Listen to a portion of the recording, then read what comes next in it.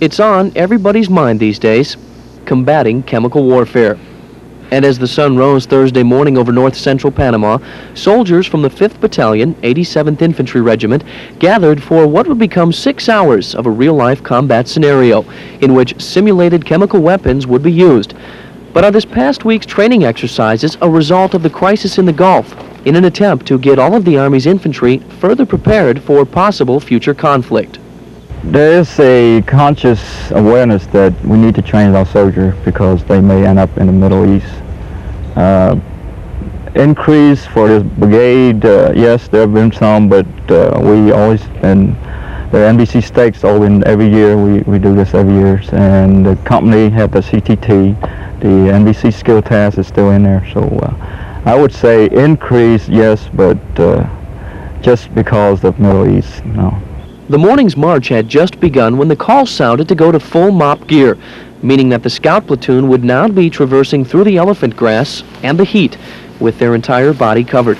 The pace slowed but remained steady, as reaching their objective, a predetermined destination where an assault would be mounted, remained the focal point for the platoon.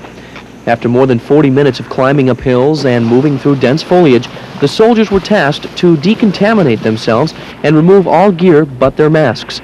The responsibility for safety at this point lies with the squad leaders, and it's their capability in relaying step-by-step information to their troops that the competition's graders were looking for. Teamwork is the key word during these procedures, and soldiers can only be successful with it. One of the biggest questions that arises after watching troops simulate action in their mop gear asks, is it really possible to function, and function well, wearing the protective clothing? If your life is threatened, there's an awful lot of adrenaline that will build up. Yes, I believe we would function properly. I say that from experience during Just Cause. There was an awful lot of adrenaline built up. No matter how much weight you had on your back, you were moving from position to position very, very quickly. I think in a combat situation or scenario, I think we would be able to function and function pretty well.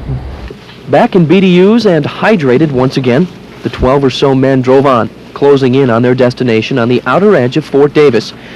In the back of their minds, though, they were aware of what this march was really all about.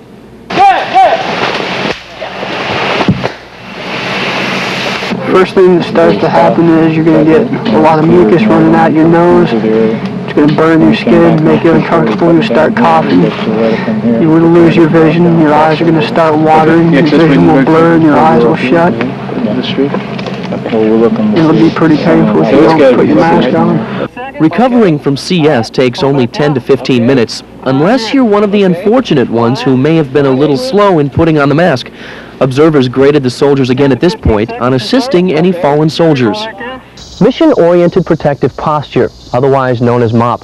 Knowing the step-by-step procedures to donning and clearing your mask can literally save your life. And this is where a soldier's training all begins, here in the gas chamber.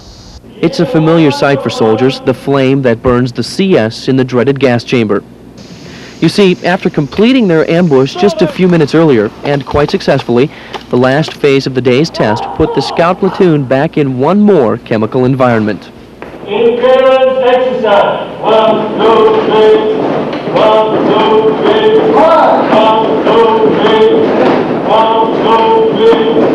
1, 2, 3. 1, 2, 3. Getting out was a relief because not only had the day ended, but the scout platoon also learned that they had won the NBC stakes competition.